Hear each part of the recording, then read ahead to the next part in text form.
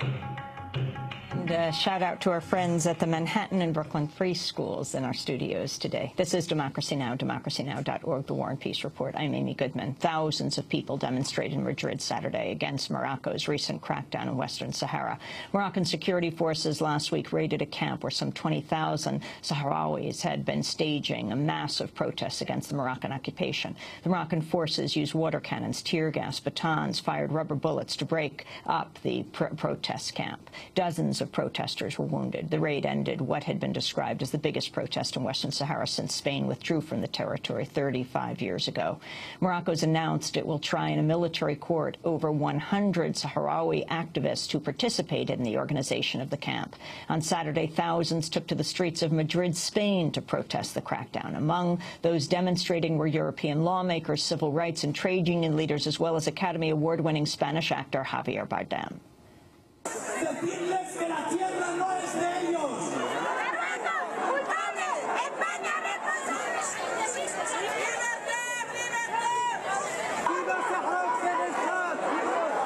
I'm here today just to show my support to the Sahrawi people and to condemn the violence by the Moroccan government, dictatorship, I would say. And we have to fight for the independence of the Sahrawi people, because the land is theirs and now it's totally occupied by Morocco with the support of the United Nations, United States, France, Spain, and a lot of other countries. I am here to demonstrate against the injustices taking place in my country. It's very sad to see that those who govern us support the tyrants and the terrorists.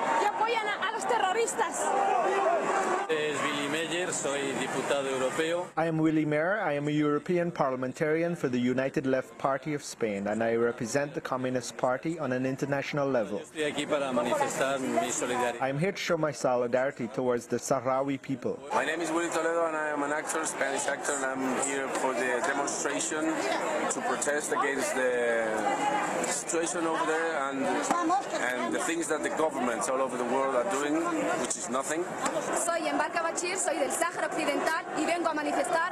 I'm Mbarka Bashir. I'm from the Western Sahara, and I'm here to demonstrate against the injustice and to support independence for the people of the Western Sahara. We're here to ask the Spanish government and the United States to help us end the injustices that Morocco is committing to our people. They're committing terrible injustices. They're mistreating the Sahrawi people.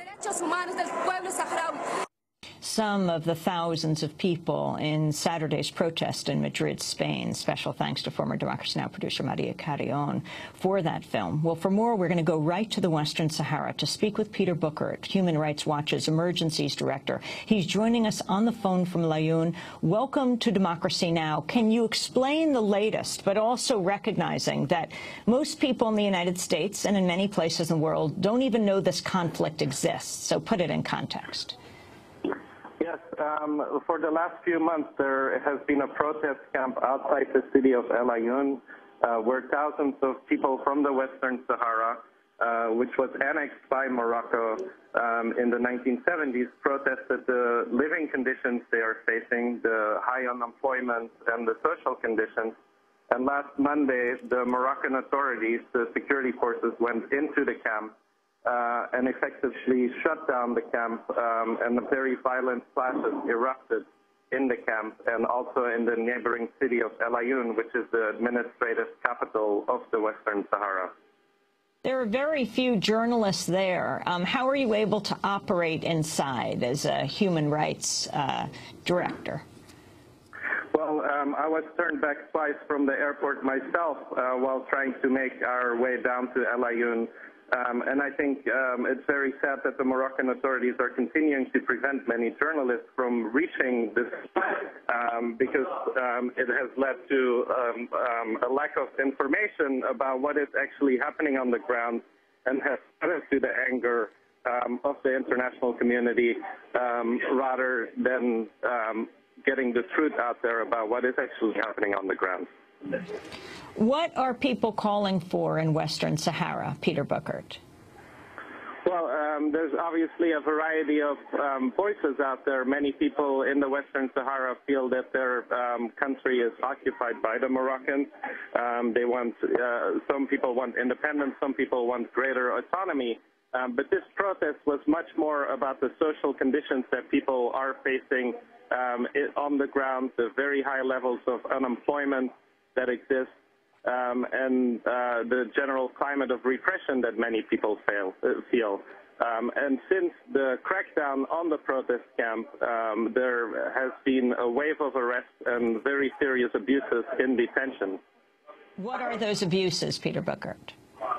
Well, we have been interviewing people who've been released from detention, men and women, and they have been very severely beaten in detention. Some of the men have been threatened with rape. And they have shown us the bruises that they got from those brutal beatings.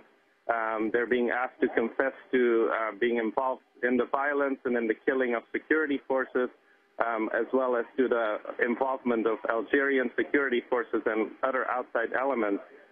Obviously, these are forms of torture, and they will result in very unreliable confessions. So we're calling on the Moroccan authorities to end these abuses in custody and to treat these detainees with respect and to ensure that they have fair trials. When people there hear about the mass protests in places like Madrid, the thousands of people who marched this weekend, what effect does it have? Well, I watched these news reports at the house of a family of the Western Sahara. Obviously, they're very encouraged that there is this international support. But I think it is important that the international support is based on an accurate view of the information. It's still very unclear how high the death toll was among civilians. And there certainly are some claims out there which exaggerate the number of civilians who are killed. But our main concern right now is about the abuses that people are facing in detention and also the access to Western Sahara. Journalists and international investigators should be granted access to Al Ayoun so they can come and establish the truth and report from the ground. And so pressure can build to end this repression which is taking place in these arrests and abuses in detention. This is also the first anniversary of the Sahrawi human rights activist Aminatu Haider holding a hunger fast in the Canary Islands airport, where she stayed for 32 years, languishing in the airport when Morocco refused to let her enter Laayoune.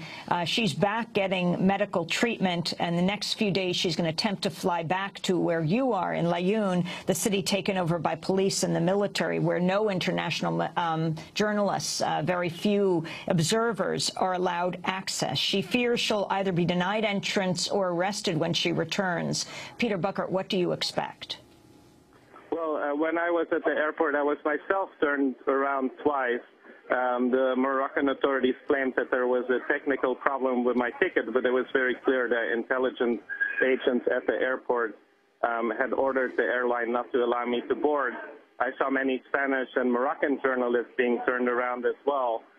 So there certainly is a denial of access, and I fear that she will also be turned around or at least have some difficulty before she's allowed to return to Al Ayoun. And the trials, what do you expect of these trials? The Morocco announcing it'll try in a military court over 100 Sahrawi activists. Well, the information we have is that over 100 activists have now been charged in civilian court, and at least 6 activists, major leaders, have been transferred to a military court in Rabat. Because of the use of torture and other abuses during detention, we're very concerned about the fairness of these trials. We've met with the lawyers of these detained activists, and they have been unable to meet with their clients, and the families also have not been able to meet with their detained relatives. So we are seeking meetings with the authorities to try to push for greater access to these people in detention and also for fair trials and the end to the abuses that they are facing, which are very severe. Peter Bookert, I want to thank you for being with us. Human Rights Watch's Emergencies Director, speaking to us from Laayoune in Western Sahara. We're also joined by Stephen Zunas, Professor of Politics and International Studies and Chair of Middle Eastern Studies at the University of San Francisco, co-author of a new book called Western Sahara, War, Nationalism, and Conflict Irresolution. Professor Zunas, thank you for being with us. Start off by putting this all in a context. Again, as I asked Peter Bookert, most people don't even know this is taking place, that there is this conflict and occupation. Well, we're looking at a situation that bears striking parallels to East Timor, on the verge of decolonization from a minor